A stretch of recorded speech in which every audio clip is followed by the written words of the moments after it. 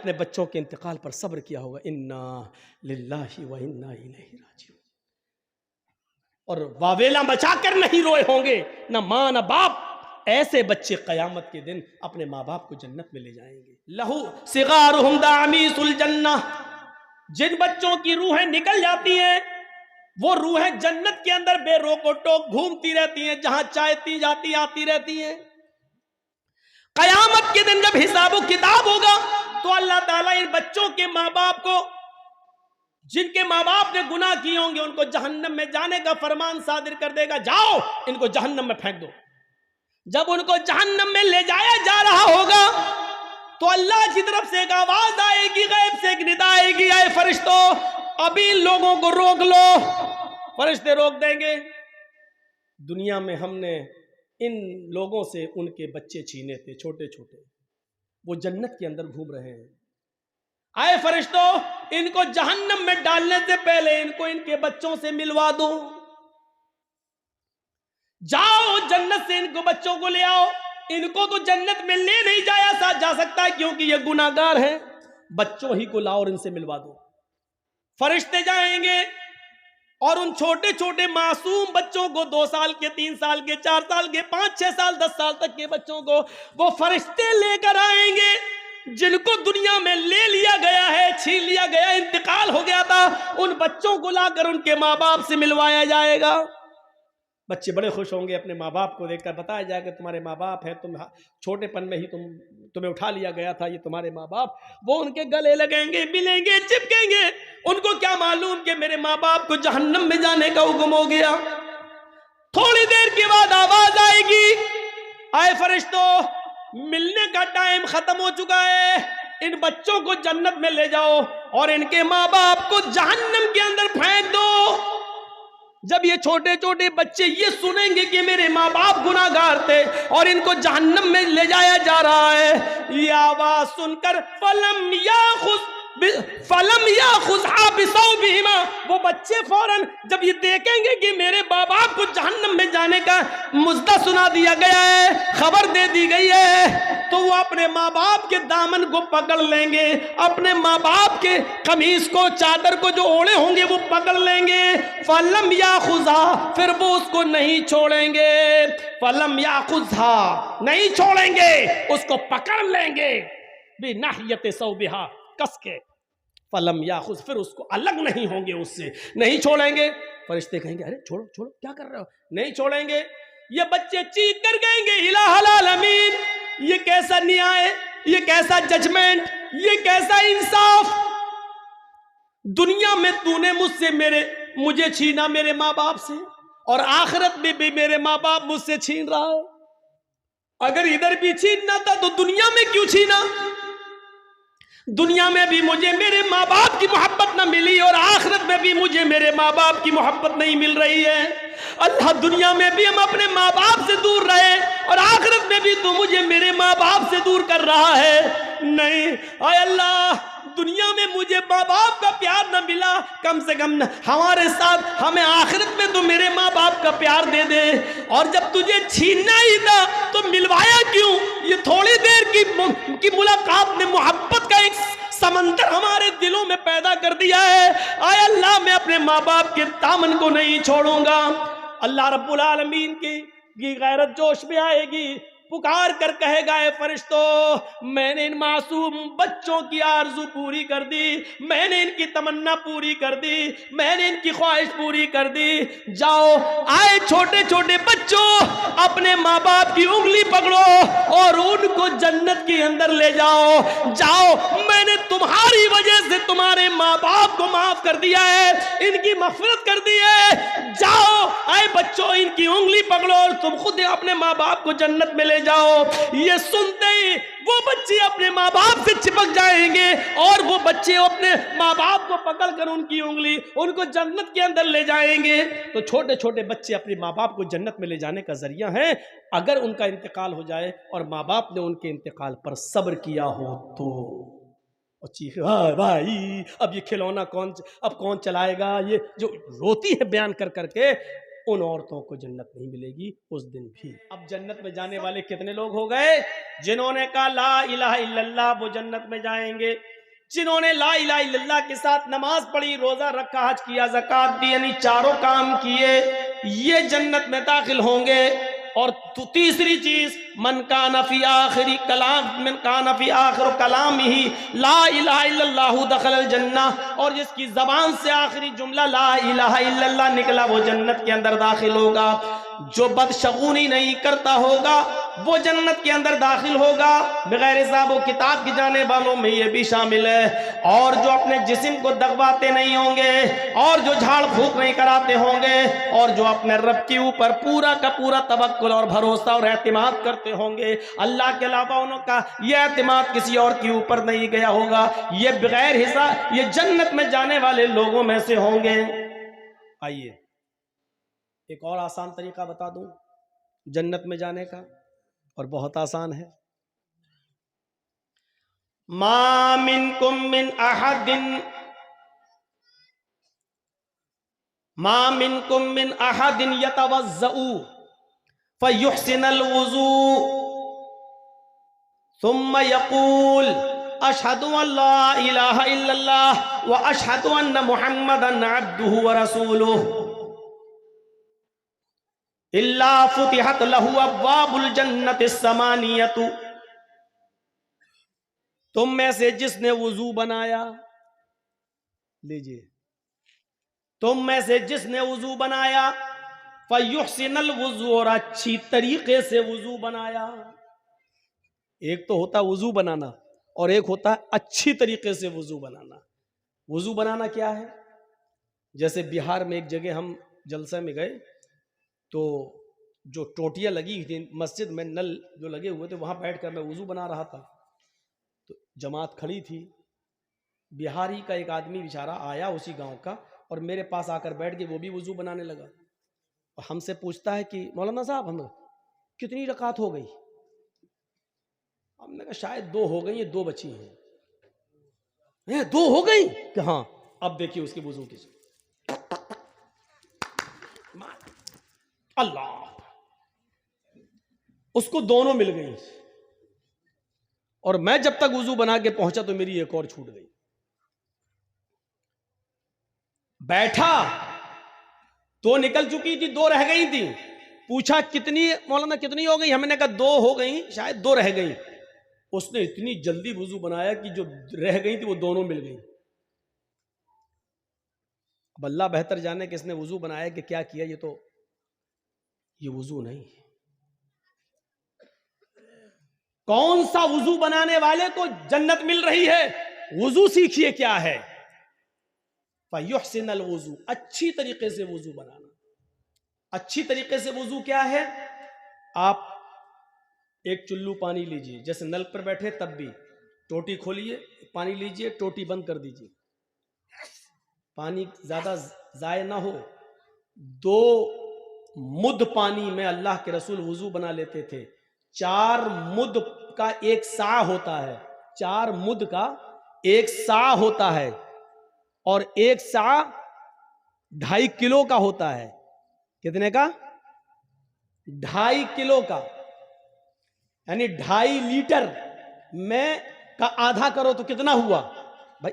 2.5 kilo. ये 4 मुद्द है, 4 मुद्द का 1 सा, और 1 सा कितने का होता है? 2.5 किलो का। तो आधा सा यानी 4 में से 2 मुद्द, तो आधा सा यानी 2.5 किलो का आधा करिए तो कितना हुआ? 1.25 लीटर पानी में अल्लाह के रसूल वुजू बना लेते थे। सुन लीजिए, एक एक बाल्टी भरकर वुजू बनाने वालों, वुजू बनाने का सवाब तो मिलेगा, लेकिन एक बाल्टी पानी जो खर्च कर दी इसका गुनाह भी पड़ेगा। तुम बचोगे नहीं। सोचिए,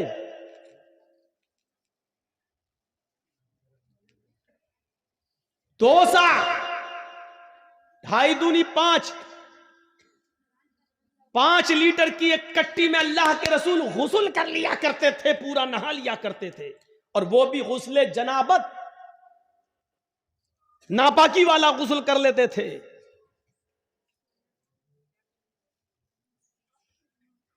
मौलाना साहब इतने में तो हमारे पैर भी नहीं धुलेंगे, गुस्ल खाने में जाते ही पहले हम टोटी खोल के अपना बाथरूम साफ करते हैं, उतना पानी तो हम गुस्ल खाने को साफ करने में लगा देते हैं। एक एक चीज का हिसाब होगा। पानी की कदर उनसे पूछो जिस मुल्कों में पानी बड़ी मुश्किल से मिलता है, उनसे पूछो पानी की कदर, उनसे पूछो। और राजस्थान के इलाके में जहां गर्मी बहुत पड़ती है और रेगिस्तानी इलाका है, उन लोगों से पूछो। पहाड़ी इलाकों पर जहां पानी पहुंचता नहीं है, उनसे पूछो पानी की कदर। तो ये खोला या लोटा है, पलटा, ये पानी लिया, अब इसको ऐसे मलिए, ये अच्छी तरीके से वुजू बनाना। ये हुआ? अभी नहीं हुआ। अब ये उंगलियां इसमें डालिए ऐसे, ये वाली उंगलियां इधर और ये वाली उंगलियां इधर, ये। फिर दूसरी बार लीजिए, फिर ऐसे कीजिए, फिर ऐसे करिए, फिर तीसरी बार पानी लीजिए, फिर ऐसे कीजिए। ये हुआ। अब आइए, फिर एक चुल्लू पानी लीजिए, आधा पानी मुंह में, आधा, और आधा बचे फिर नाक में चढ़ाइए।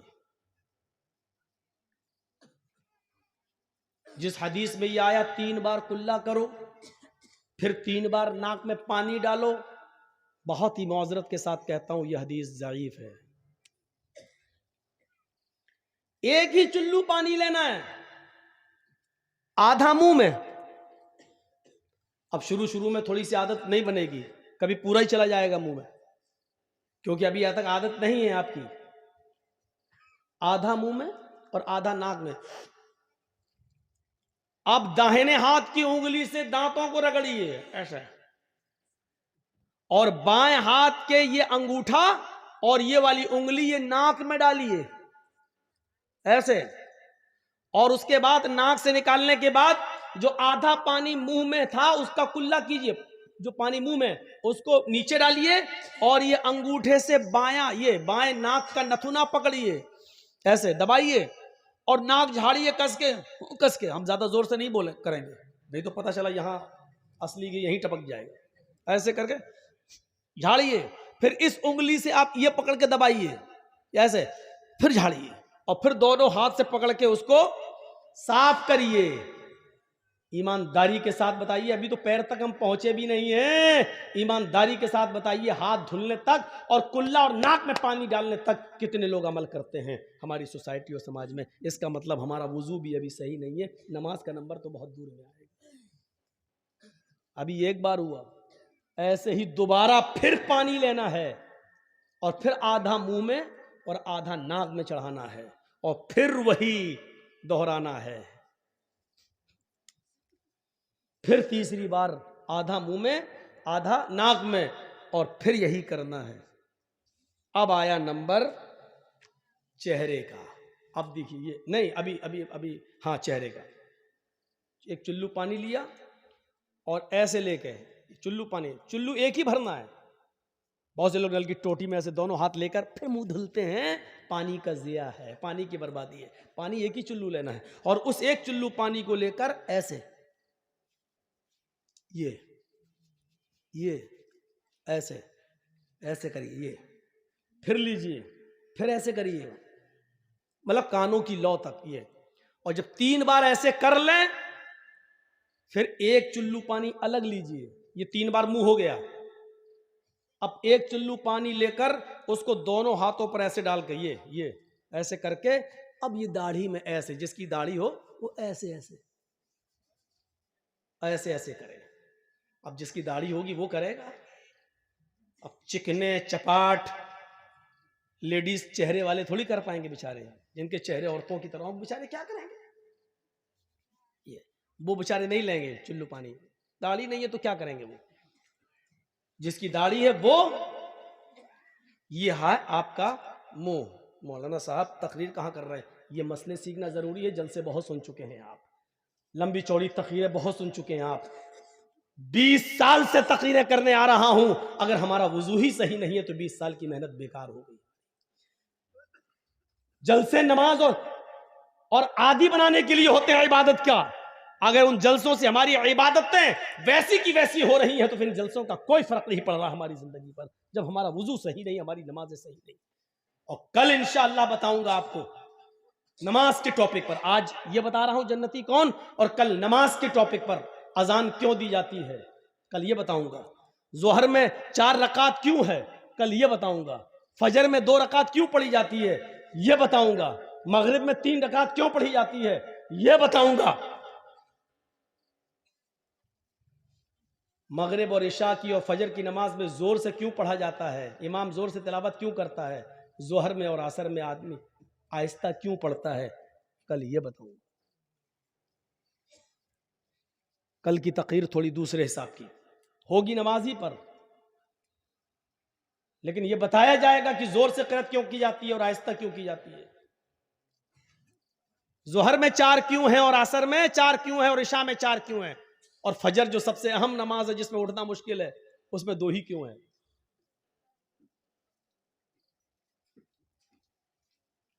तो ये वुजू अभी अब 3 बार चेहरा हो गया, अब ये हाथ ऐसे लीजिए, 1 चुल्लू पानी बस, और इसी को आप चढ़ा लीजिए। बहुत से लोग कहते हैं ऐसे करोगे तो गुनाह ऊपर चढ़ जाएंगे। अल्लाह के बंदे, अपनी अकल से मत दौड़ाओ सारी खुराफातें। पानी लिया और ऐसे करो, और इस हाथ से ऐसे ऐसे ये कोहनी तक आप धुलिए, फिर लीजिए, फिर कोहनी तक धुलिए, फिर इसी दाहिने हाथ में 1 चुल्लू पानी भरकर फिर उल्टे हाथ पर ऐसे ऐसे कीजिए, ये फिर लीजिए, फिर कीजिए।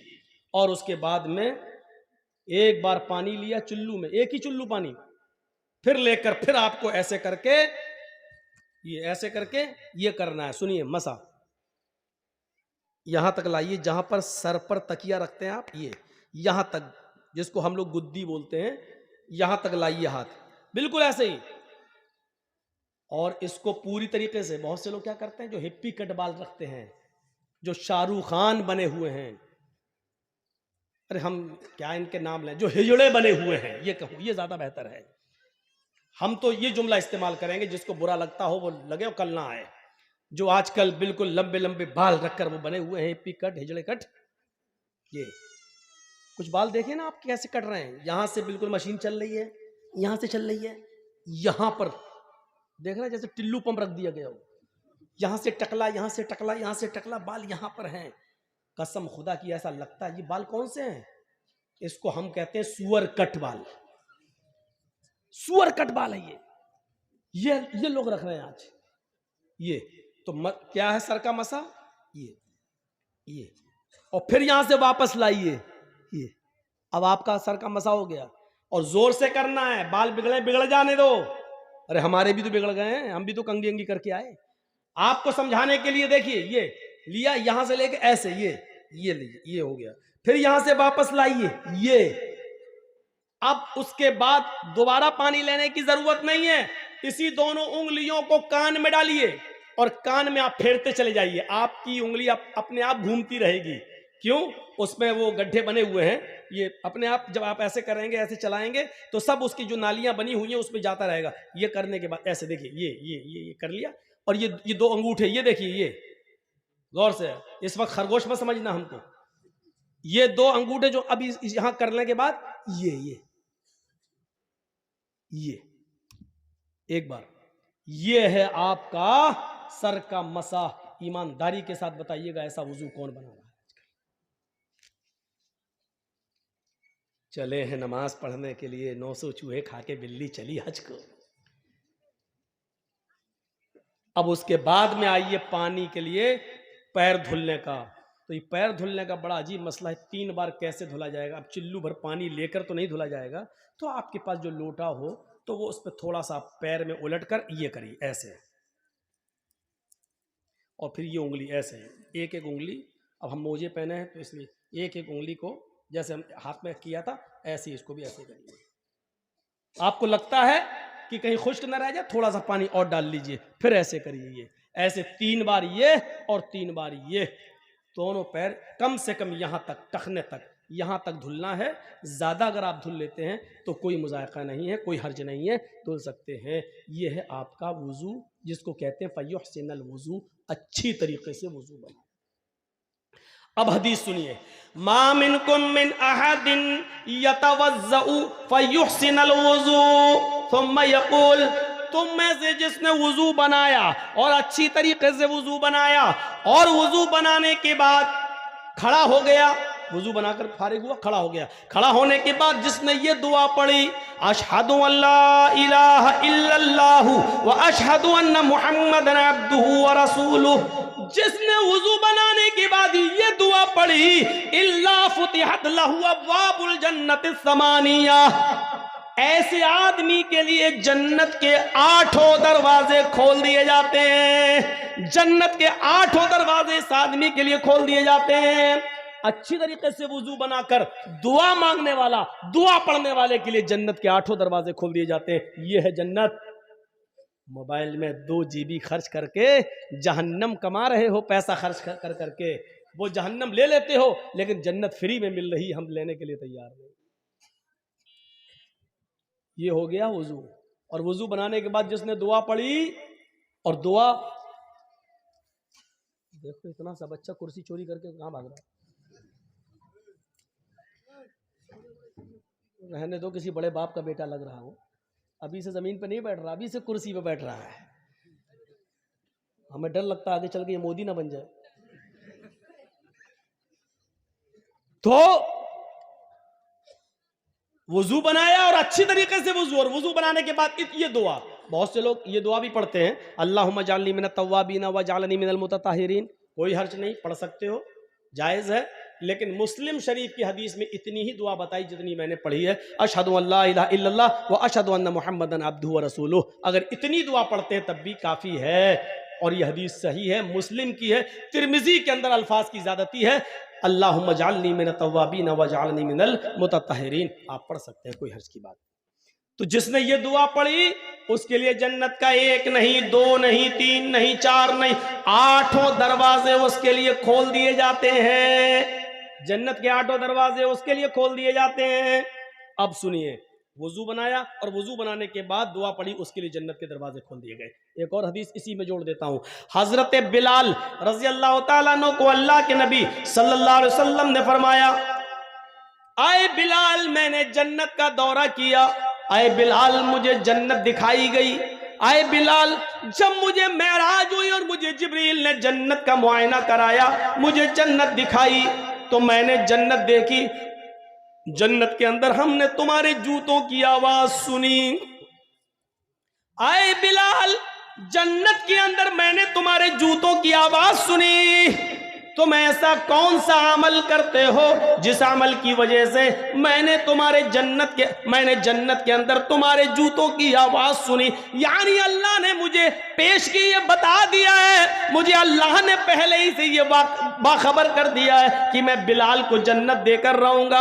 आए बिलाल ऐसा अमल बताओ जो तुम दुनिया में करते हो और अल्लाह ने उस अमल के बदले में तुम्हें जन्नत दे दी। तो जानते हो हजरत बिलाल ने कौन सा अमल बताया? कहा अल्लाह के रसूल वैसे तो मैं नहीं जानता कि कोई अमल मेरा ज्यादा हो, जो सब करते हैं वो मैं भी करता हूं, जितना सब करते हैं उतना मैं भी करता हूं, लेकिन एक अमल शायद है जो मैं औरों को करते हुए नहीं देखता। फरमाया क्या? बिलाल बताओ क्या? फरमाया अय अल्लाह के रसूल मैं बगैर वुजू के कभी नहीं रहता, मैं बिना वुजू के कभी नहीं रहता। आए अल्लाह के रसूल जब भी मेरा वुजू टूटता है, जब भी मैं पेशाब और पायखाने से फारिग होता हूं, जब भी मैं सोकर उठता हूं, या जब भी मेरा किसी और वजह से वुजू टूट जाता है, किसी और वजह से वुजू टूट जाता है, तो अल्लाह के नबी फिर मैं फौरन वुजू बना लेता हूं, फिर मैं फौरन वुजू बना लेता हूं। और जब भी मैं वुजू बनाता हूं तो मैं 2, 4, 6, 8 रकात जितनी अल्लाह मुझे ताकत देता है मैं जरूर पढ़ लेता हूं। यानी मैं वुजू बनाकर 2, 4 नफिल नमाज तहय्युतुल वुजू मैं जरूर अदा कर लेता हूं। पहली चीज मैं बिना वुजू के नहीं रहता, जब भी मेरा वुजू टूट जाता है मैं फौरन दोबारा वुजू बना लेता हूं, और जब भी मैं वुजू बनाता हूं तो मैं 2 रकात कम से कम तहय्युतुल वुजू जरूर पढ़ लेता हूं। अल्लाह के नबी ने कहा बस बस बस आए बिलाल यही तेरा वो अमल है जो तुझे जन्नत के अंदर ले गया। पता चला कि बावुजू रहना और जब भी वुजू बनाया जाए उसके बाद 2 रकात नफिल पढ़ लेना, ये भी जन्नत में जाने वाला एक रास्ता है। हम आए ही हैं इस दुनिया में जन्नत कमाने के लिए, वरना जो अमल करके नहीं मरता वो गोलियों से मर जाता है। देख लो, कल फिर मर्डर हुआ रात में 3 बजे। 20 साल से सबसे ज्यादा तकरीरें मेरी कत्ल पर वही मौजमपुर, हाड़ू चक और नारायणपुर वाले इलाके में होती है, कत्ल पर। क्या फर्क पड़ा है? आप ईमानदारी के साथ बता दीजिए, तकरीरों का कोई असर हो रहा है? जलसा चाहिए मौलाना जर्जीस साहब का, कोई और मौलाना नहीं चलेगा, जर्जीस साहब हर हाल में चाहिए। और जर्जीस साहब की 20 साल की तकरीरों का असर देखो, न कत्ल बंद हो रहा है, न जराइम बंद हो रहे हैं, न कैरम बोर्ड बंद हो रहा है, न गाली गलूच, न शराब नोशी, न सूद, न ब्याज, कोई कमी उसमें नहीं आ रही है। ये सूरत हाल पैदा है।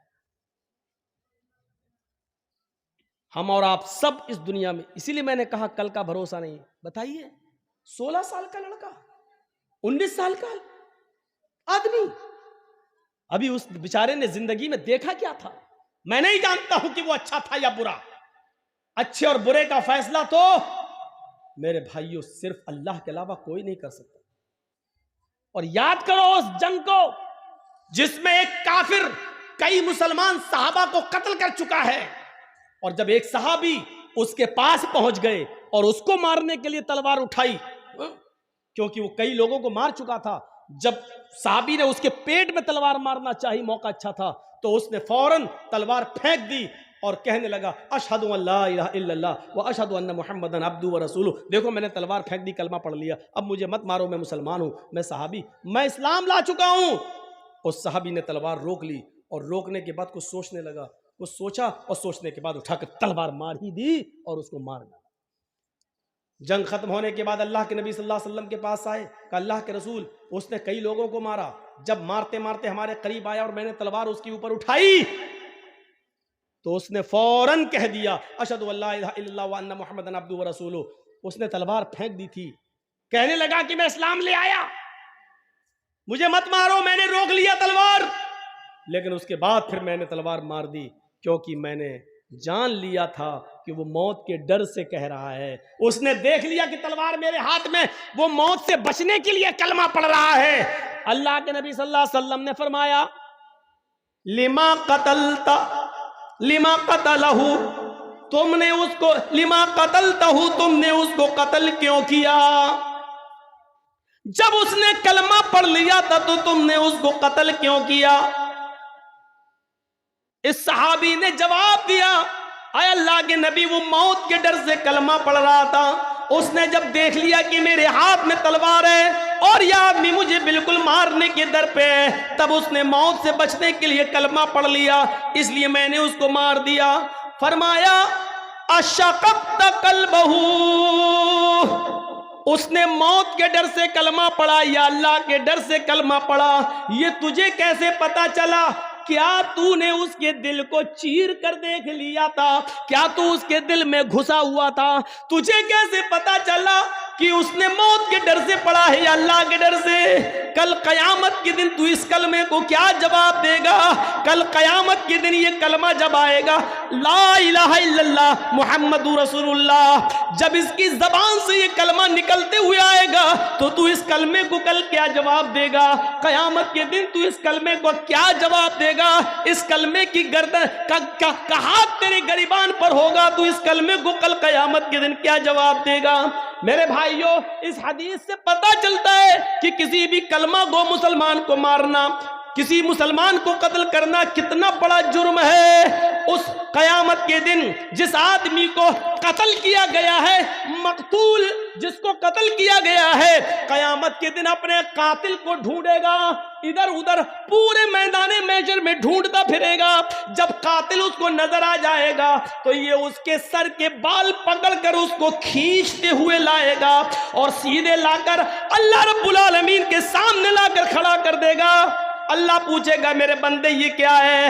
वो कहेगा आय अल्लाह, ये मेरा, इसको मैं खींच कर तेरे दरबार में लाया हूं। आए मेरे परवरदिगार, आय अल्लाह, सल हाजा लिमा कतलनी, आज तू इससे सवाल करके इसने दुनिया में मुझे क्यों मारा था?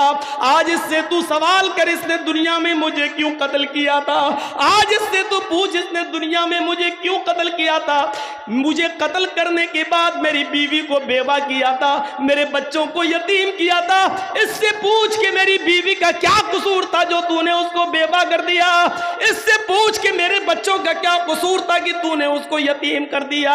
इससे पूछ कि मेरी बाप का, मेरी मां का क्या कसूर था कि तूने उससे उसकी औलाद छीन ली? वो रोते रहे। पूछ इससे, आय अल्लाह, ये मेरे सवाल का जवाब नहीं देगा, आज तेरे सवाल का जवाब देगा। सल हाजा लिमा कतलनी, इससे पूछ कि इसने दुनिया में मुझे क्यों मारा था, इसने दुनिया में मुझे क्यों कत्ल किया था। इस हदीस के होते हुए कितना बड़ा दिल और कितना बड़ा कलेजा है कातिलों का, ये सोचकर कि एक दिन उनको भी मरना है, ये सोचकर उनके दिल क्यों नहीं कांप जाते? ऐसे नहीं मरेगा तो आदमी ऐसे मरेगा, मरना है। हाँ, यही वो अमल है जिसने तुम्हें जन्नत के करीब कर दिया है, बावुजू रहना। और जब भी वुजू टूटता, और याद रखिएगा वुजू उन्हीं चीजों से टूटता है जिन चीजों को अल्लाह के रसूल ने बयान कर दिया है। मा अखरजा मिनस सबीलैन, पेशाब और पायखाने के रास्ते से किसी भी चीज़ के निकलने से वुज़ू टूट जाता है। पेशाब करने से भी वुज़ू टूट जाता है, लेटरिन करने से भी वुज़ू टूट जाता है, हवा के खारिज हो जाने से वुज़ू टूट जाता है। इसी तरीके से गहरी नींद सो जाने से, सोकर उठने से वुज़ू टूट जाता है। इसी तरीके से कै आ जाए, उल्टी आ जाए, उससे वुज़ू टूट जाता है। इसी तरीके से आपकी नाक के नक्सीर फूट जाए तो उससे वुज़ू टूट जाता है। इसके अलावा और चीज़ों से वुज़ू नहीं टूटता, अगरचे वो गुनाही क्यों ना हो। मसलन कोई पूछता है कि मौलाना साहब मैं वुज़ू बना के आया लेकिन नमाज खड़ी होने में थोड़ा टाइम है, अगर वुज़ू की हालत में बीड़ी पी लूँ तो वुज़ू टूट जाएगा या नहीं टूटेगा? तो सुन लो, बीड़ी पीने से वुज़ू नहीं टूटता है, सिगरेट पीने से वुज़ू नहीं टूटता है, लेकिन बीड़ी और सिगरेट के पीने का गुनाह आपको पड़ेगा। और बात खुलकर कह दूं, शराब पीने से भी वुज़ू नहीं टूटेगा। हाँ, शराब पीने के बाद नशा इतना आया कि आपको होश ही नहीं है, तब आपका वुज़ू टूट जाएगा, क्योंकि अब आपको होश नहीं है। वुज़ू आपका तब टूटेगा, लेकिन शराब पीने से वुज़ू नहीं टूटेगा, लेकिन शराब पीने का गुनाह पड़ेगा। इससे भी ज्यादा खुल के कह दूं, माँ बहन की गालियां जो लोग दे देते हैं वुज़ू की हालत में, गाली देने से भी वुज़ू नहीं टूटेगा, क्योंकि शरीयत ने वुज़ू टूटने की जो शराइत बताई हैं उनमें गाली देना शामिल नहीं है। गाली देने से भी वुज़ू नहीं टूटेगा, लेकिन गाली देने का गुनाह पड़ेगा। हाँ, ऊंट का गोश्त खाने से वुज़ू टूट जाएगा। सारी कोई भी चीज खाइए, किसी भी चीज के खाने से वुज़ू नहीं टूटेगा, लेकिन ऊंट का गोश्त खाने से वुज़ू टूट जाएगा। यह हदीस है। क्यों टूटेगा मसलहत नहीं मालूम है, लेकिन बाज़ उलमा ने लिखा है, शारहीन हदीस ने लिखा है, चूंकि ऊंट बहुत गर्म होता है और गर्म चीज खाने के बाद उसकी गर्मी को खत्म करने के लिए पानी की जरूरत पड़ती है, इसलिए वुज़ू बताया है। लेकिन ये मसलहत ऐसे ही लोगों ने बता दी है, इसकी कोई दलील नहीं है। जहां तक मेरा अपना इल्मी नाकिस इल्म का तकाजा है, मैं कह सकता हूं कि वुज़ू के टूटने की शायद ये वजह हो सकती है कि ऊंटों के ऊपर जिन्नात का साया ज्यादा होता है। ऊंट के ऊपर अक्सर जिन्नात का साया ज़्यादा होता है और जिन्नात आग से पैदा होते हैं, इसलिए आग को बुझाने के लिए पानी की ज़रूरत पड़ती है। इसलिए ऊंट को खाकर, उसका गोश्त खाकर कहीं ऊंट के ऊपर जो सवार जिन्नात, उसका असर आपके ऊपर ना आ जाए, इसलिए उस जिन्नात के असर को ख़त्म करने के लिए वुज़ू की ज़रूरत है। वुज़ू बना लेंगे तो असर ख़त्म हो जाएगा। शायद इसलिए वुज़ू बताया हो, लेकिन वजह कुछ भी हो, सच ये है कि ऊंट का गोश्त खाने से वुज़ू टूट जाता है। हमें वुज़ू बनाना है ऊंट का गोश्त खाकर।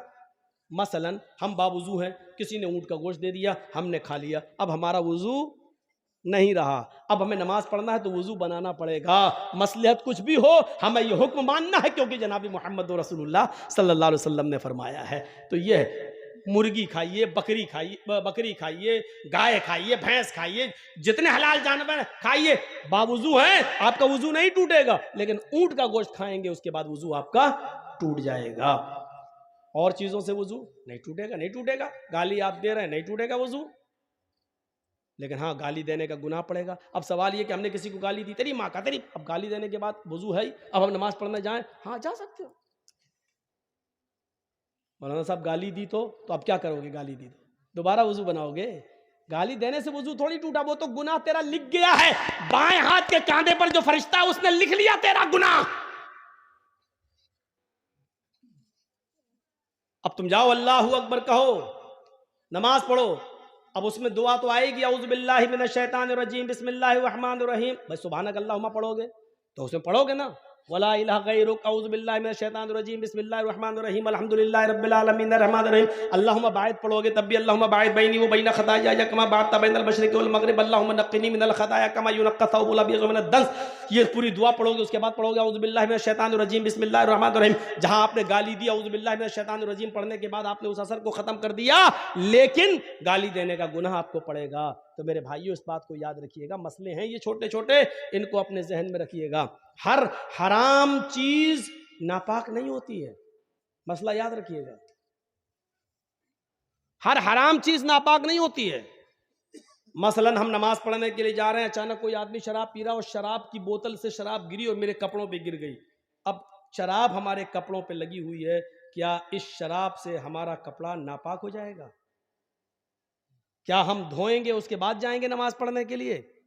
तो मसला याद रखिए मेरे भाइयों, शराब हराम तो है लेकिन नापाक नहीं है।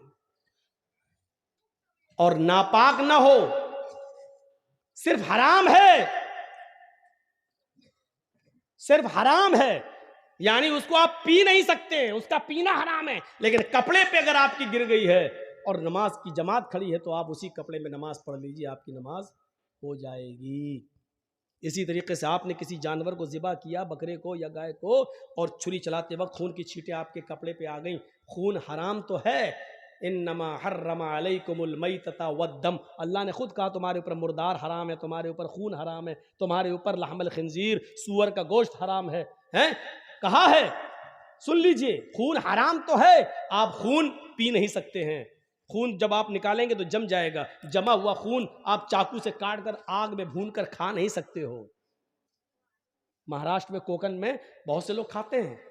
भैंस काटी, कोई भी कुत्ता काटा, कुछ भी काटा तो ब्लड जो निकला उसको एक प्लेट में जमा किया, उसको जमाया, चाकू से काटा और पनीर की तरह हो जाता है वो, चाकू में लगाया, आग में भूना और खा रहे हैं उसको। तो खून खाना और खून पीना हराम है, लेकिन नापाक नहीं है। नापाक की दलील चाहिए, नापाक नहीं है। हर हराम चीज नापाक नहीं होती है। कपड़े पे गिर जाए तो आप नमाज पढ़ सकते हैं, आपकी नमाज हो जाएगी। बहुत सी चीजें पाक होती हैं लेकिन गंदगी में शामिल हैं। गंदगी में शामिल है नाक। नाक क्या है? कोई आदमी नाक चाट लेगा? नहीं, लेकिन पाक है। अगर नमाज की हालत में हम छींके हूं और पूरी भर गई नाक, तब आप क्या करेंगे? आपके पॉकेट में रुमाल हो, निकालिए, पोंछिए, रुमाल जेब में रख दीजिए, वही रुमाल है, नाक उसमें भर ली है और उसी रुमाल को आपने जेब में भर लिया, आप नमाज पढ़ सकते हैं। रुमाल नहीं है तो आप क्या करेंगे? कुर्ता उठाइए, कुर्ते में पोंछ लीजिए, क्योंकि आपके नाक पे लगी हुई है। क्या करेंगे आप? कुर्ता उठाइए, पूछ लीजिए, और आप उसी में नमाज पढ़ेंगे। तो नाक गंदी तो है लेकिन नापाक नहीं है। थूक, थूक जमीन पर, हमारे मुंह में थूक है, पी गए, खा गए, हर आदमी के साथ ऐसा होता है। अपना थूक आदमी निकल जाता है, कोई बात नहीं, लेकिन अपना ही थूक अगर जमीन पर थूक दे, उसके बाद कहो चाटो तो नहीं चाटेगा। हम खांसे बलगम आ गया, अब बलगम क्या करे, रुमाल नहीं है, दामन में पोंछ लिया, नमाज पढ़ रहे हैं। ये गंदा तो है लेकिन नापाक नहीं है। याद रखिए, हर हराम चीज नापाक नहीं होती है। कुत्ता हराम भी है और नापाक भी है। देख रहे हैं, कुत्ता हराम भी है और नापाक भी है। आप कुत्ता काट कर नहीं खा सकते हैं क्योंकि वो हराम है और नापाक भी है। अगर कुत्ता हमारे बर्तन में मुंह डाल दे तो उस बर्तन को 7 मर्तबा धुलना पड़ेगा। पहली मर्तबा मिट्टी से या आखिरी बार मिट्टी से। अब आजकल मिट्टी नहीं है, साबुन सर्फ वगैरह है, तो उसको एक बार सर्फ से भी धुलना पड़ेगा। 7 बार बर्तन को धुलना है, पहली बार या आखिरी बार सर्फ से या मिट्टी से उसको धुल लीजिए। देखिए, कुत्ता नापाक भी है और हराम भी है, लेकिन बिल्ली हराम है लेकिन नापाक नहीं है। गोश्त दोनों का हराम है, देख रहे हैं आप, ना आप कुत्ता खा सकते हैं ना आप बिल्ली खा सकते हैं। लेकिन एक चीज हराम के साथ साथ नापाक भी है, और दूसरी चीज हराम तो है लेकिन नापाक नहीं है।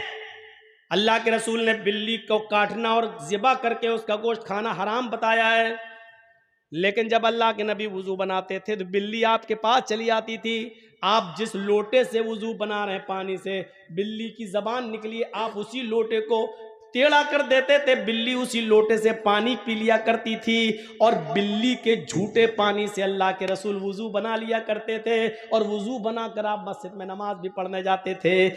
कुत्ता नापाक इतना कि उसके झूठे को 7 बार धुलना पड़ रहा है, और बिल्ली हराम के साथ साथ नापाक नहीं है, इतनी पाक कि उसका झूठा पानी अल्लाह के रसूल से वुजू बना के नमाज भी पढ़ने जा रहे हैं। तो याद रखिए, हर हराम चीज नापाक नहीं होती है।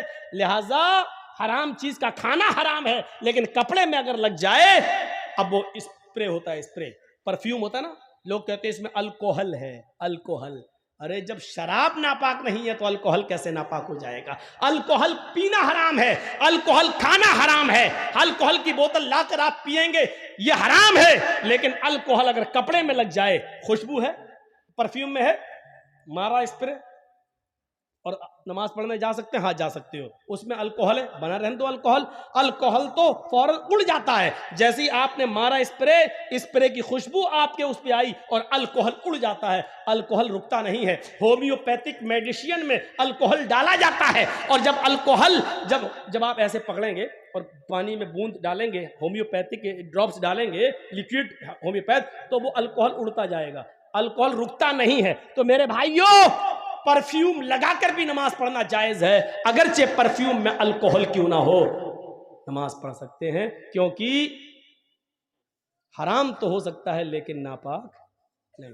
अच्छा, अब लोग कहेंगे हराम तो है, हराम तो है, हराम चीज कपड़े पे लग जाए तो कैसे नमाज हो जाएगी? बिल्कुल ऐसे ही जैसे हजरत अबू हुरैरा बिल्ली को गोद में लेके नमाज पढ़ लेते थे।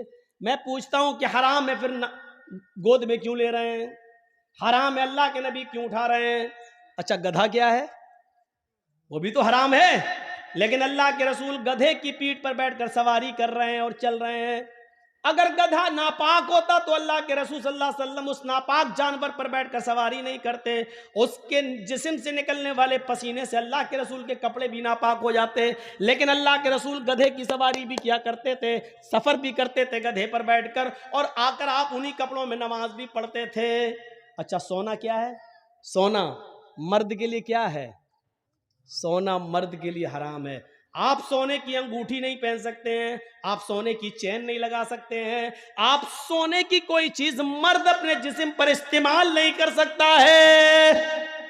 लेकिन अगर वो अपनी बीवी के लिए सोने की चेन बनवा के जा रहा है, सोने की चूड़ी लेकर जा रहा है, लेकिन अजान का वक्त हो जाता है, वो मस्जिद में जा रहा है, वो सोना जो मर्द के लिए हराम है, लेकिन सोने की अंगूठी, सोने की चेन उसकी जेब में पड़ी हुई है, उसकी नमाज हो जाएगी, इसलिए कि सोना हराम है मर्द के लिए लेकिन नापाक नहीं है। इतना याद रखिए कि कुछ चीजें नापाक तो हैं लेकिन कुछ चीजें हराम तो है लेकिन नापाक नहीं। कुछ चीजें हराम है तो उसके साथ नापाक भी है, जैसे कुत्ता हराम है और नापाक भी है। हम कुत्ते को गोद में उठा नहीं सकते, अगर उठा लिया तो हमें कपड़े धुलना पड़ेंगे। अगर सूखा कुत्ता भी, ड्राई कुत्ता भी, सूखा कुत्ता भी अगर हमसे छुल गया तो हमें उतना हिस्सा धोना पड़ेगा, क्योंकि कुत्ते की खाल मोटी होती है और उसके जिस्म से निकलने वाला पसीना भी नापाक होता है। लिहाजा ड्राई कुत्ता, सूखा कुत्ता भी अगर हमसे छुल जाता है तो हमें उतना हिस्सा धुलना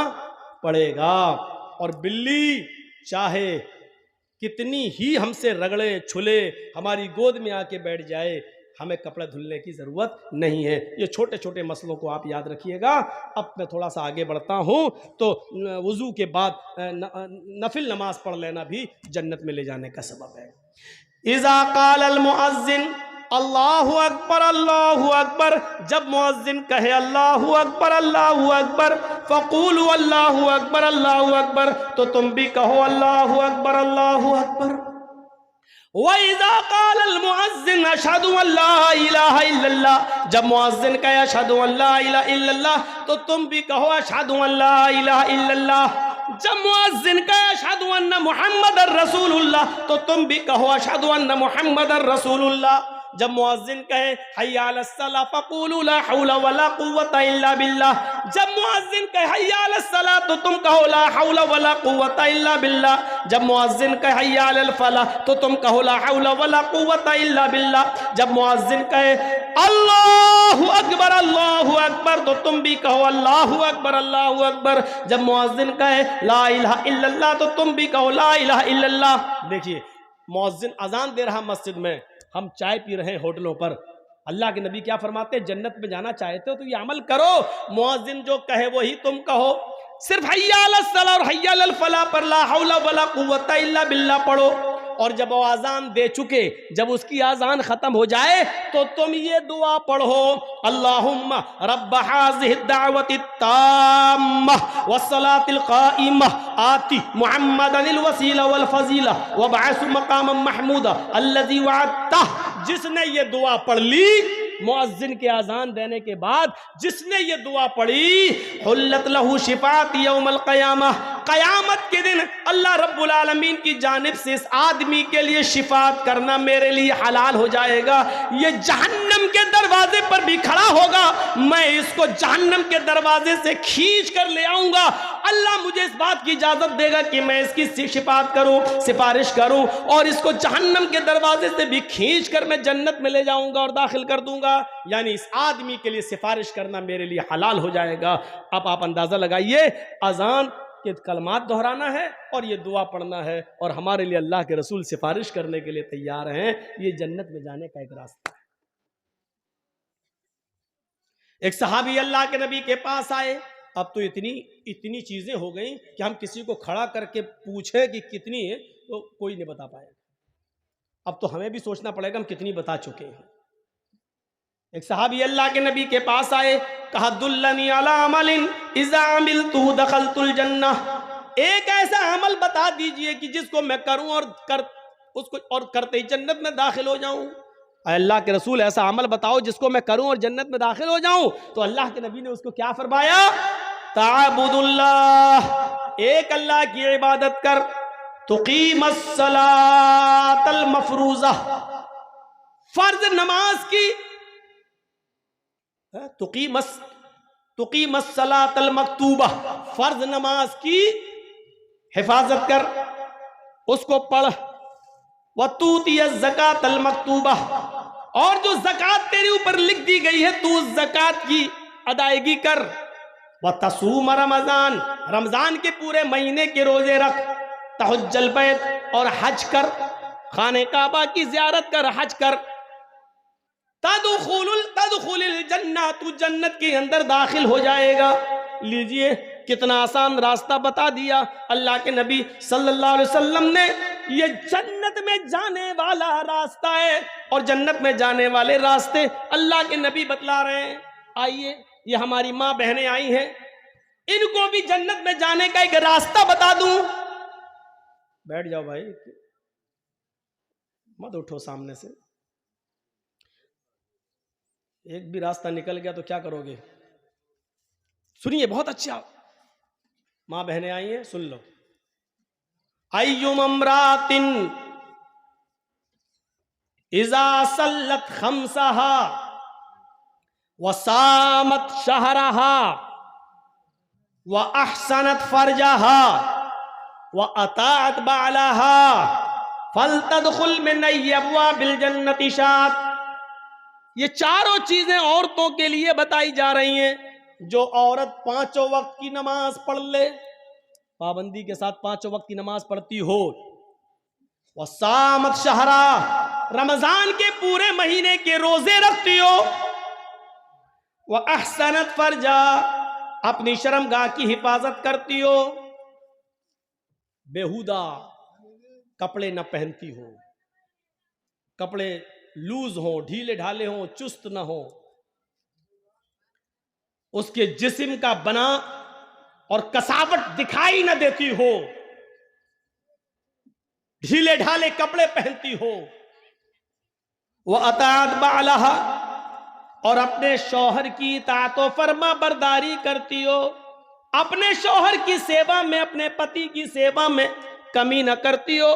फलतदखुल मिन अब्वाबिल जन्नति शात, जन्नत की जिस दरवाजे से ये दाखिल होना चाहे हो जाए, इसको जन्नत का कोई फरिश्ता किसी भी दरवाजे पर खड़ा हो, उसको जन्नत में जाने से नहीं रोक सकता। इस औरत के लिए जन्नत के सारे दरवाजे खुले हुए हैं, जिस दरवाजे से दाखिल होना चाहे चली जाए, इसके लिए जन्नत के सारे दरवाजे खुले हुए हैं। अय्युम अमरातिन मातत व ज़ौजुहा राजिन, अगर किसी औरत का इंतकाल हो जाए, अगर कोई औरत मर जाए, लेकिन मरते वक्त वह ज़ौजुहा राजिन, उसका शौहर उससे राजी हो, उसका पति उससे राजी हो, जो औरत इस हाल में मरी हो कि मरते वक्त उसका पति उससे खुश था, मरते वक्त उसका पति उससे राजी था, दखलतिल जन्नह, तो अल्लाह ताला इस औरत को जन्नत के अंदर दाखिल करेगा।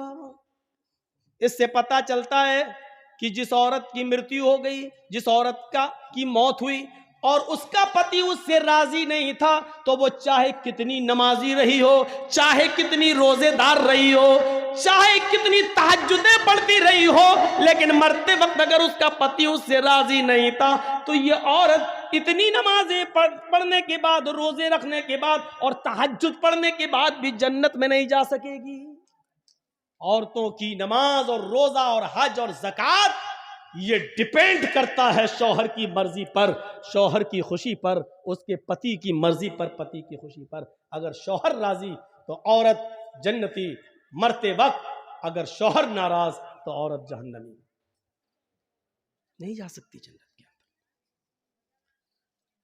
इन चीजों पर हमें गौर करना है। आए अल्लाह के नबी सल्लल्लाहु अलैहि वसल्लम, हमें जन्नत में जाने का रास्ता बताओ, हम जन्नत में जाना चाहते हैं, हम क्या करें? फरमाया अफ़शुस सलाम, उड़ते बैठते चलते फिरते मोहल्ले में, गांव में, शहर में, जो मिलता है, जानता हो या ना जानता हो, जानने वाले और अनजान हर आदमी से सलाम करते हुए जाओ, सलाम फैलाओ। सुनो जन्नत में जाने का अमल, अफ़शुस सलाम, सलाम फैलाओ। जा रहे हैं, आदमी है तो मुसलमान, है तो गांव का ही, लेकिन हम जानते नहीं कौन है, फिर भी उसको कहो सलाम वालेकुम। जानते हो उसको भी और ना जानते हो उसको भी, चाहे उससे तुम्हारा तारुफ हो या ना हो, लेकिन अगर तुम्हें इल्म है कि ये मुसलमान है तो उससे सलाम किया जाएगा। किसी काफिर को अस्सलाम वालेकुम नहीं कह सकते हो,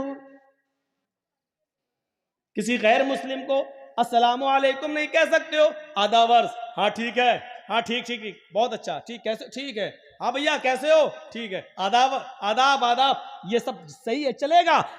लेकिन अस्सलामु अलैकुम नहीं, क्योंकि काफिर दुआ का मुस्तहिक नहीं। तुम पर अल्लाह की सलामती हो, यह दुआ किसी काफिर को नहीं दी जा सकती। अब सलाम को आम करो, चाहे जानते हो या ना जानते हो, लेकिन होना चाहिए वो मोमिन मुसलमान। अस्सलामु अलैकुम। जरजीत साहब बहुत पहुंचे हुए मौलाना है, इंडिया नहीं वर्ल्ड में उनका नाम है, हम क्यों सलाम करें? ये आने वाला आदमी हम ही से सलाम करेगा। इस चीज को छोड़ो। अल्लाह तबारक व तआला, अल्लाह के नबी ने तकब्बुर को मिटा दिया। जानने अनजाने वाले सबको तुम सलाम करो। हाँ, इतना जरूर है, छोटा बड़े को सलाम करे। छोटा युसल्लिमु सगीर अलल कबीर, छोटा बड़े से सलाम करे। अब छोटे आदमी को अकल नहीं है, नहीं बड़ा सलाम करा तो बड़ा भी सलाम कर सकता है। अल्लाह के रसूल तो बच्चों से भी सलाम करते थे। तो पहली चीज सलाम के उसूल समझ लो। हमेशा छोटा आदमी बड़े को सलाम करेगा, लेकिन अगर छोटा सलाम नहीं कर रहा है तो बड़ा सलाम करने में पहल कर सकता है, कोई हर्ज की बात नहीं। छोटा बड़े को सलाम करेगा। पैदल चलने वाला और एक आदमी वहां से मोटरसाइकिल से या साइकिल से आ रहा है तो अर्राकिब युसल्लिम अलल माशी, तो जो सवारी पर आ रहा है, सवारी पर चलने वाला पैदल चलने वाले से सलाम करेगा। अदब देखिए, घमंड तोड़ा अल्लाह तबारक, अल्लाह के रसूल ने। पैदल चलने वाले को मामूली मत समझो, तुम सवारी पे आ रहे हो, तुम सलाम करो पैदल चलने वाले से। बड़ी गाड़ी वाला छोटी गाड़ी वाले से सलाम करेगा। हम जरजीत साहब यहां बाइक से जा रहे हैं और उधर कोई फोर व्हीलर से आ रहा है तो फोर व्हीलर वाला सलाम करेगा मोटरसाइकिल पर चलने वाले को। छोटा बड़े को सलाम करेगा, सवार पैदल को सलाम करेगा। हाँ, अगर जानते हो कि इस आदमी से सलाम की उम्मीद नहीं है तो पैदल चलने वाला भी सवार आदमी से सलाम कर ले। अगर जानता है बड़ा आदमी है तो सलाम करेगा नहीं, चलो हम ही सलाम कर लें, ऐसी सूरत में कर लो, कोई दिक्कत की बात नहीं है। लेकिन उसूल और ज़ाब्ता यही है कि छोटा बड़े को सलाम करे, सवार पैदल को सलाम करे। फरमाया अफ़शुस सलाम, सलाम को आम करो। वातिमुत ताम, हर भूखे को खाना खिलाओ, चाहे वो तुम्हारे दरवाजे पर मांगने आया हो, या कुछ लोग ऐसे हैं जो भूखे हैं लेकिन शर्म की वजह से तुमसे मांग नहीं पा रहे हैं। उनका पता लगाओ कि वो कौन है, उनको ढूंढो और पता लगाओ इन्होंने खाना खाया या नहीं, उनको अपने घर पे लाओ। तो शर्म लग रही है, आपको मालूम है कि वो लोग बड़े खुददार हैं, मांगेंगे नहीं लेकिन भूखे हैं, तो अपने घर से खाना ले जाकर उनके घर ले जाकर पहुंचाओ। अतिमुत ताम, भूखों को खाना खिलाओ। वसलुल अरहाम, रिश्तेदारियों को जोड़ो। आपको मालूम है ये मेरी खाला है, ये भांजा है, भांजा खाला से नाराज है, ये दोनों सगी बहनें आपस में नाराज हैं, ये फला गली का लड़का या फला हमारी गली के लड़के से नाराज है। ये रिश्तेदारियों में फर्क है। वसलुल अरहाम, तो तुम रिश्तेदारियों को जोड़ो, आपस में एक दूसरे के ताल्लुक को कायम करो। अल्लाह के नबी ने क्या जन्नत में जाने के उसूल और ज़ाब्ते बताए। अफ़शुस सलाम, सलाम फैलाओ, सलाम को आम करो। वअतिमुत ताम, खाना खिलाओ भूखों को, चाहे वो मांगने वाले हो या बेचारे मारे शर्म के मांग न पा रहे हो, उनको खाना खिलाओ। वसलुल अरहाम, रिश्तेदारियों को जोड़ो। जो भी एक दूसरे से कटा हुआ है, ये समाज और समाज के सरदार की ड्यूटी है, समाज के जिम्मेदार की ड्यूटी है कि वो उनके आपस में झगड़े को खत्म करके उनको मिलाए।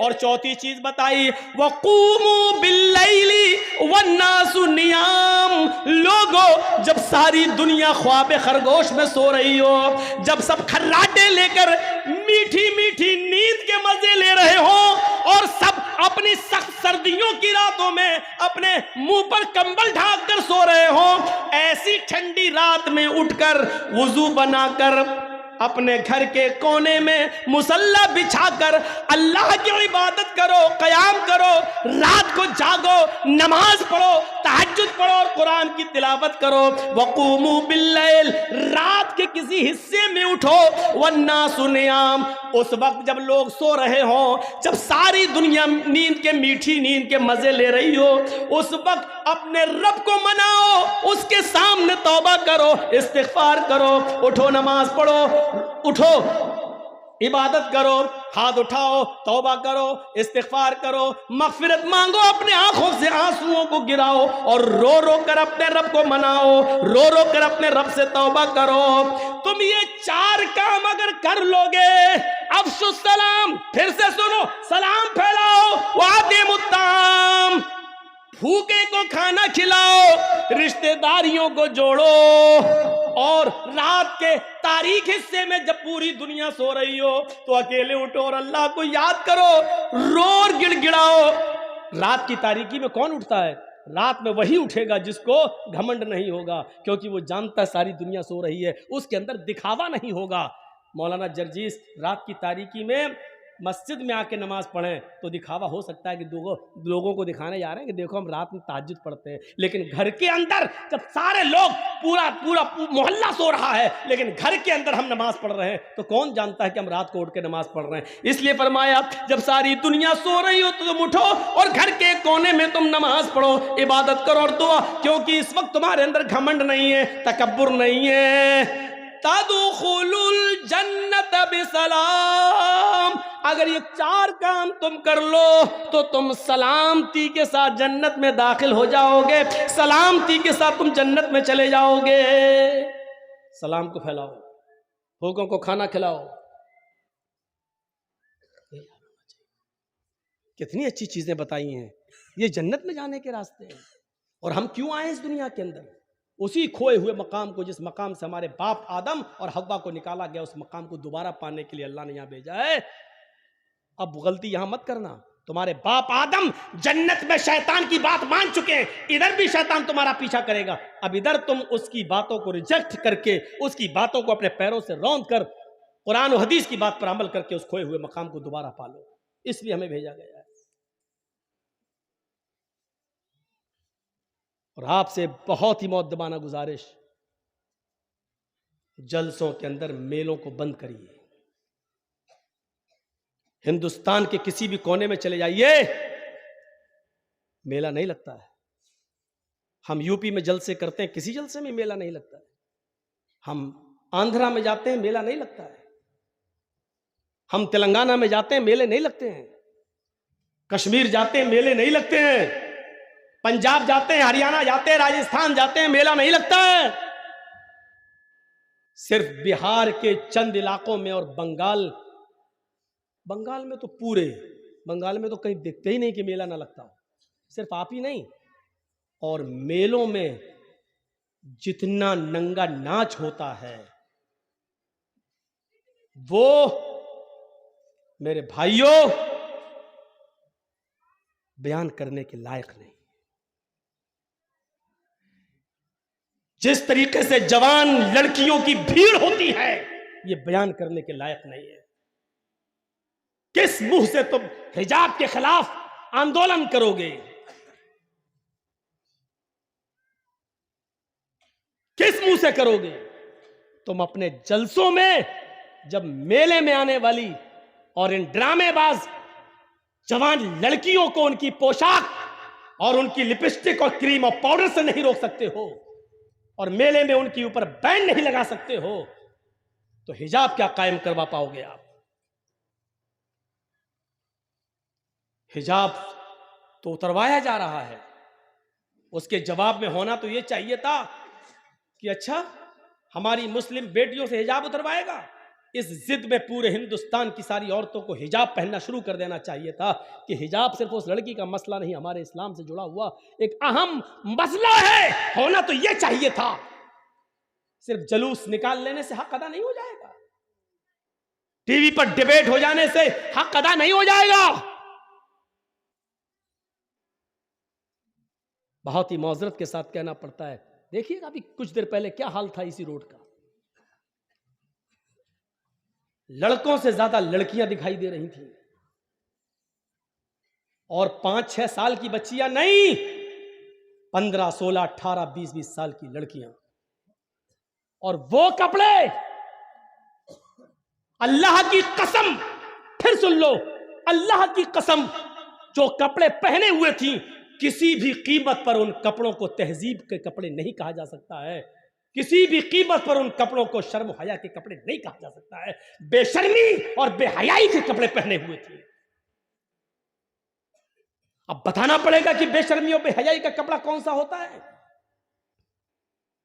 बंद करिए मेलों को, और अगर आप मेला बंद नहीं कर सकते हैं और मेला भी करें और जलसा भी, तो ये सोच के उठिएगा कि आपको इस जलसे का कोई सवाब नहीं मिलेगा, क्योंकि हदीस के अल्फाज हैं, जो बुराई तुम अपनी हाथ से रोक सकते हो तो पहले उसको रोको।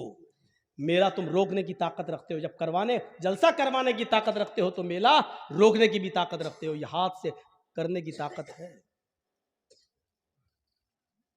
और जब हाथ से रोकने की ताकत ना हो तो जबान से मना करो, भाई ऐसा मत करो। और जब जबान से भी ताकत ना हो तो दिल से बुरा जानो, खुद ना जाओ, हटो, चलो, हाथ से रोको। हजरत उमर फारूक के ज़माने में एक आदमी टखने से नीचे लुंगी पहनता हुआ, पैजामा पहनते हुए जा रहा था, लुंगी से नीचे, ये वो टखने से नीचे जा रहा है। हजरत उमर फारूक की नज़र उसके ऊपर पड़ गई, वो आगे आगे जा रहा, पूछते अहाय जनता।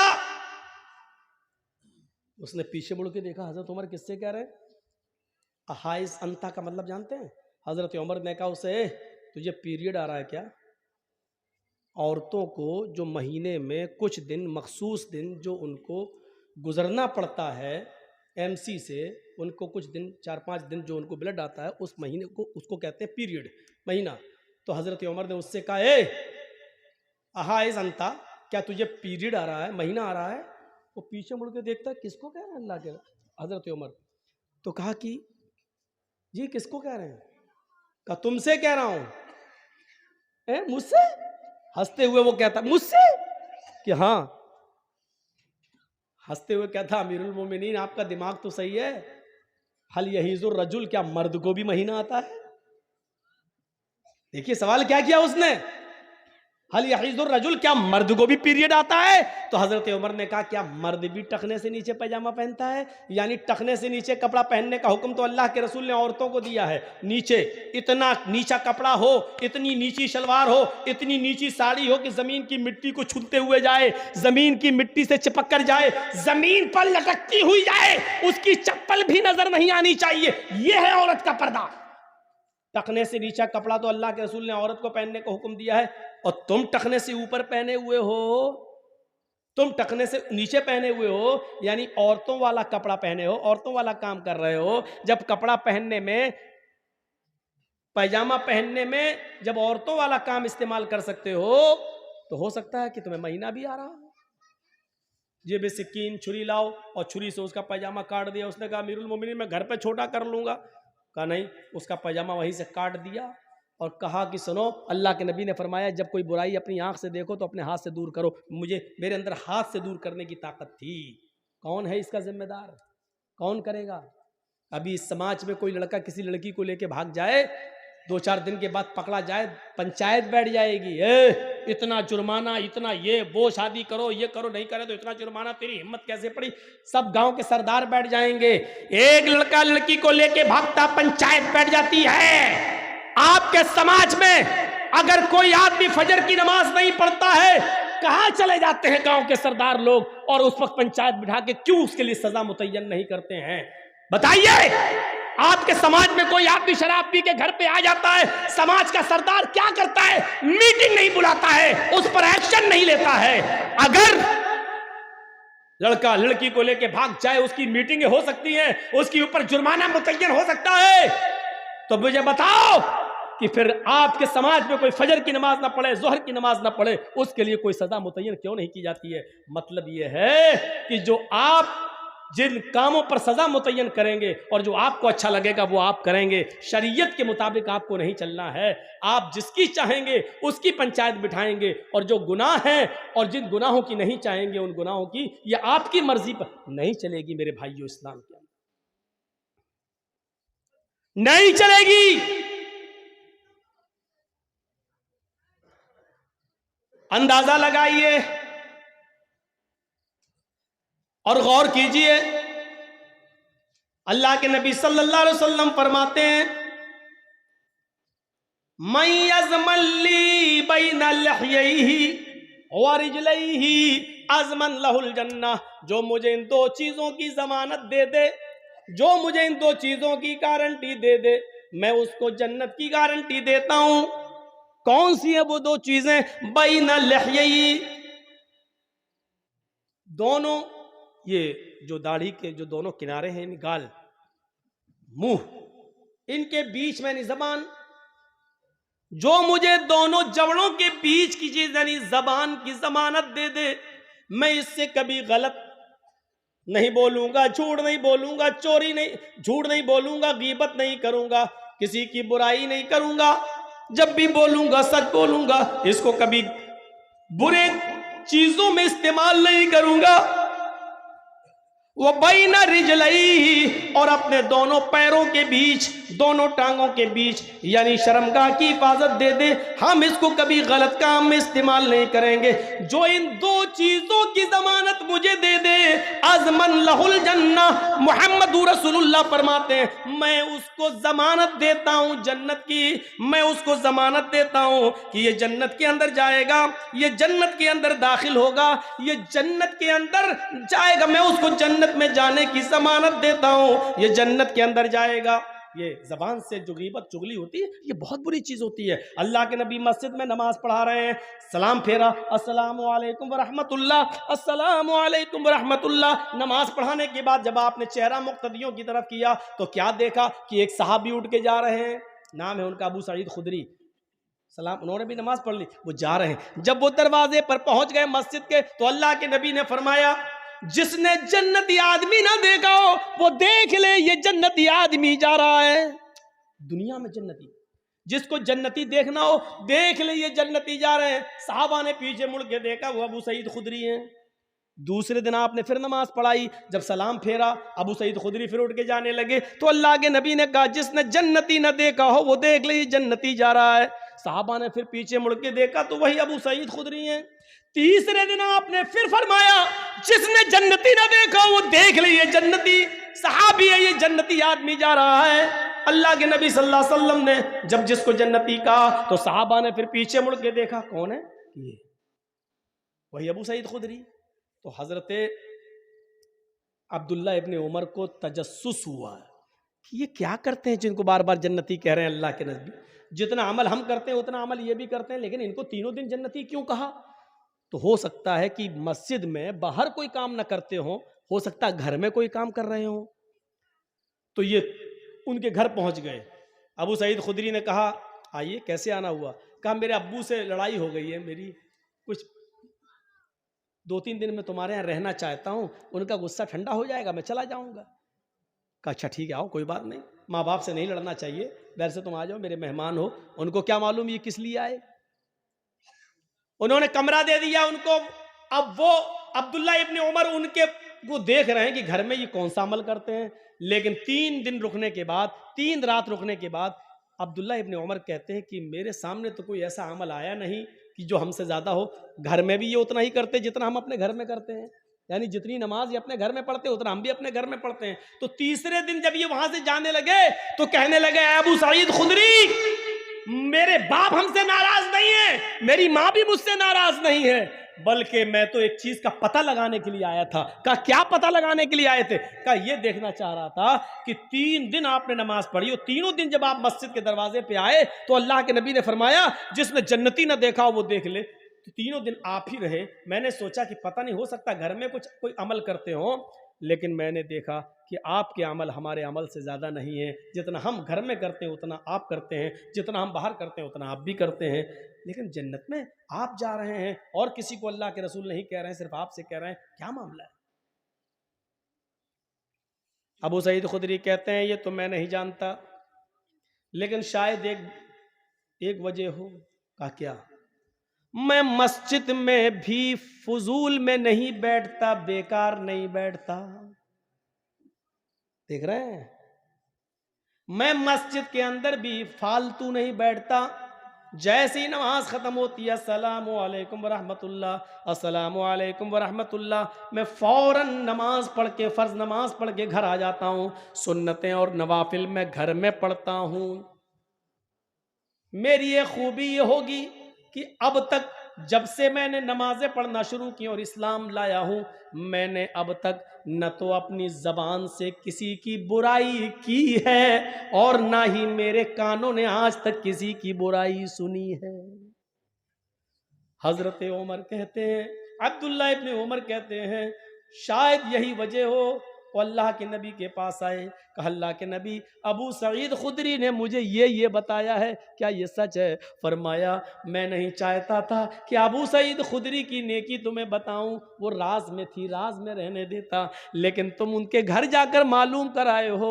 हाँ आए लोगों, उन्होंने आज तक किसी की गीबत नहीं की, उन्होंने आज तक अपनी जबान से किसी की बुराई नहीं की और आज तक उनके कानों ने किसी की बुराई नहीं सुनी है।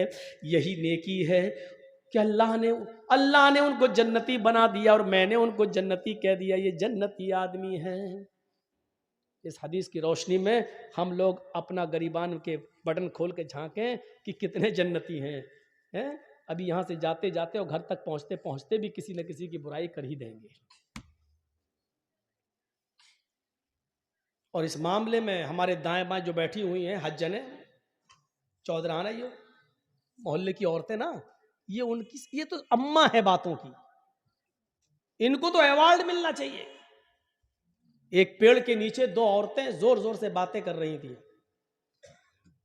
अचानक एक आम ऊपर से टूटा और नीचे गिरा। एक औरत कहने लगी, ये अचानक कैसे गिर गया, ये गिरा कैसे? दूसरी औरत बोलने ही वाली थी कि इतने में आम खुद बोल पड़ा, तुम दोनों की बातें सुन सुन के हम पक गए इसलिए गिर गए। यानी औरतें इतना बोलती हैं कि आम तक पक, उनकी बातें सुन के पक जाते हैं। ये चुप रह ही नहीं सकती है। ऐसा ट्रांजिस्टर, ऐसा रेडियो है इसका। कभी कभी आप देखिए स्कूल में भी जाएंगी सहेलियों के साथ तो पीछे बाइक वाला हॉर्न ही मारता रहेगा, इनको हॉर्न नहीं सुनाई देगा बातों के आगे। जन्नत इसीलिए फरमाया अल्लाह के नबी ने, इत्तलातु फिल जन्नती फराइतु अक्सर अहलिहाल फुकराउ। बुखारी शरीफ की हदीस, वत्तलातु फिन्नार फराइतु अक्सर अहलिहान निसाउ। अल्लाह के नबी फरमाते हैं कि मैं जब जन्नत में गया तो मैंने जन्नत में झांक कर देखा।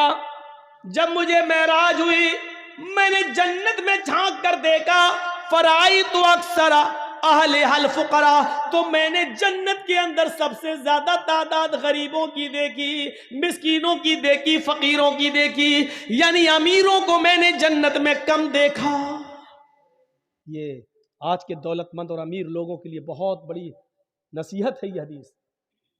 अल्लाह के रसूल कह रहे हैं और इस हदीस को कोई ठुकरा नहीं सकता, बुखारी की है। फराइतु अक्सरा अहलिहाल फुकरा, जब मैंने जन्नत में झांक कर देखा तो मैंने सबसे ज्यादा जब मैंने जन्नत में झांक कर देखा तो जन्नत के अंदर सबसे ज्यादा तादाद मैंने फकीरों की देखी, गरीबों की देखी, मोहताजों की देखी, बेबस और कमजोर लोगों की देखी।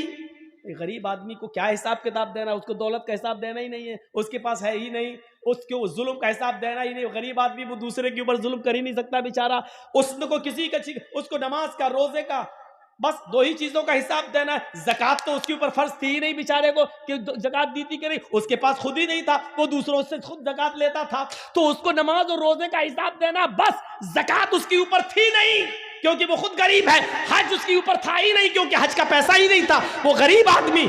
इसलिए फरमाया कि गरीब आदमियों को जन्नत में इसलिए देखा क्योंकि वो उनका हिसाब किताब जल्दी हो गया और वो बेचारे अपने हिसाब किताब में फंसे ही नहीं क्योंकि ज़कात उन पे थी नहीं और हज उन पे था ही नहीं, कलमा पहले से पढ़े हुए थे, नमाज और रोजे के हिसाब में कामयाब हो गए और उनको जन्नत में दाखिल कर दिया। लेकिन अमीरों को मैंने जन्नत में कम देखा क्योंकि अमीर कभी ज़कात के मामले में फंस गए, डालो जहन्नम में। हज साहिब इस्तिताअत है लेकिन हज नहीं किया, डालो जहन्नम के अंदर। बहुत बड़ा गुनाह है साहिब इस्तिताअत होकर भी हज न करना। इतना याद रखना। आपके पास इस्तिताअत है और हज करने नहीं जा रहे, नहीं साहब 2 बेटियां रह गई, पहले इनकी शादी कर दे तब चले जाएंगे, और उनकी शादियों से पहले ही इस्तिताअत है, लेकिन इसलिए रुक गए हैं कि अभी एक बेटी रह गई है, उसका पहला निकाह कर दूं, उसके बाद जाए, पहले जिम्मेदारियों से सबको दोष हो जाए। नहीं, अगर इस हाल में मर गए और हज से पहले आपका इंतकाल हो गया, ये सोच कर कि पहले बेटी की शादी करेंगे, तो माता अलल मजूसिया, आप इस्लाम पर नहीं मरेंगे, आपकी मौत मजूसियत पर होगी, आग के पुजारी बनकर मरेंगे, आग की इबादत करते हुए मरेंगे, यानी आपकी मौत इस्लाम पर नहीं होगी। जरा गौर कीजिए, किसके पास नहीं होगा 2.5 लाख 3 लाख रुपया, 3.5 लाख रुपया अगर है, साहब मैं शादी करना है बेट, ये शादी और जहेज ये सब झमेले तो हमने खुद पाले, शरीयत में तो नहीं है कि इतना जहेज दो, शरीयत में तो ये है कि जो दहेज मांगता है वो इंटरनेशनल भिखारी है। आप दे क्यों रहे हैं? समाज के अंदर भागने वाले लड़के लड़कियों की पंचायत बैठ जाती है, दहेज के खिलाफ पंचायत क्यों नहीं बैठती है? साहब हमारे गांव में कोई आदमी दहेज देगा अपनी लड़की को तो उस पर भी एक्शन लिया जाएगा, कोई आदमी अगर जहेज लेगा तो उस पर भी एक्शन लिया जाए। क्यों नहीं होती है पंचायतें? क्यों नहीं होती पंचायतें? सिर्फ चंद चीजों की आप बैठकें करेंगे। हमने किसी को मारा, आप सरदार साहब फैसला करेंगे गांव के, क्यों मारा, चलो तुम इसको मारो या इतना पेनाल्टी दो। लड़का दहेज मांग रहा है, हम मोटरसाइकिल दे रहे हैं, इस लड़के की और देने वाले आदमी की जिसने अपनी बेटी को जहेज में शादी में बाइक दी है, मोटरसाइकिल दी, उनकी पंचायत क्यों नहीं बैठती है? बैठना चाहिए। इत्तलातु फिल जन्नती फराइतु अक्सर अहलिहाल फुकरा, मैंने जन्नत में जब झांक कर देखा तो मुझे अक्सर फकीर गरीब बेबस मजबूर लोग नजर आए। जन्नत के अंदर गरीबों की तादाद हमने ज्यादा देखी, अमीरों की तादाद हमने कम देखी। अब दूसरा टुकड़ा, वत्तलातु फिन्नार, हमने जहन्नम में जब झांक कर देखा, अभी तो जन्नत हो गई, अल्लाह के नबी फरमाते वत्तलातु फिन्नार, जब हमने जहन्नम में झांक कर देखा, फराइतु अक्सर अहलिहा निसा, तो जहन्नम में जलने वालियों में मैंने सबसे ज्यादा औरतों को देखा, जहन्नम में सबसे ज्यादा मैंने औरतों की तादाद देखी। जलसों में भी मेला देखने आओगी तो क्या होगा? जलसों में भी हाफ हाफ आस्तीनों के कपड़े पहनकर आओगी तो क्या होगा? जलसों में भी लिपस्टिक को क्रीम लगाकर और अतर लगा के आओगी तो क्या होगा? अलमरातु इज़ा इस्तातरत फमर्रत बिल मजलिस, इतर तो बहुत बड़ी चीज हो गई, खुशबूदार कोई भी चीज लगा ले, चाहे तेल ही क्यों ना हो।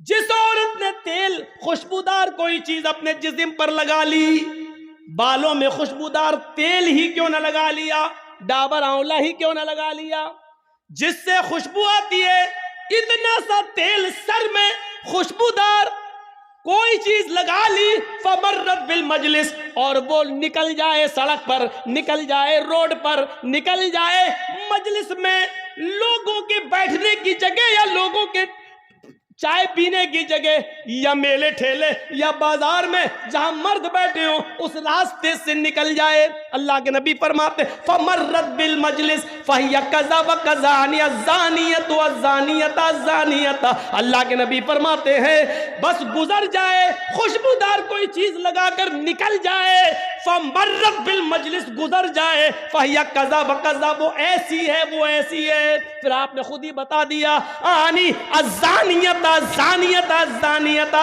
वो बदचलन है वो बदचलन है वो बदचलन है, वो बेहया है वो बेहया है वो बेहया है, गुजर जाने वाली बेहया है। बात नहीं करे, सलाम न करे, कुछ न करे, सिर्फ चली जाए तो बेहया है, और बैठ जाए बात करे, सामान खरीदे, लड़कों से भी बात करे, वो कौन हुई?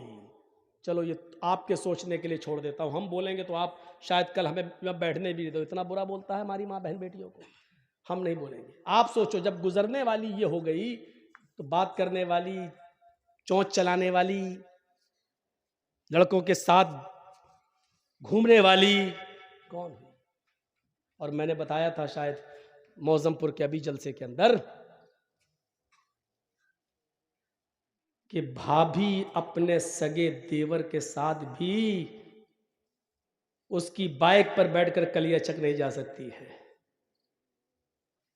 और साली अपने बहनोई के साथ उसकी बाइक पर बैठकर स्कूल नहीं जा सकती है। कहां पड़े हो आप? कहां हो? हम अपने घर में हैं, हमारी बीवी घर में है, और अचानक हमारी साली आ जाती है। हम अपनी बीवी के साथ बैठ के खाना खा रहे हैं, बीवी ने बहन को बुला लिया, आओ तुम भी बैठ जाओ खाना खा लो।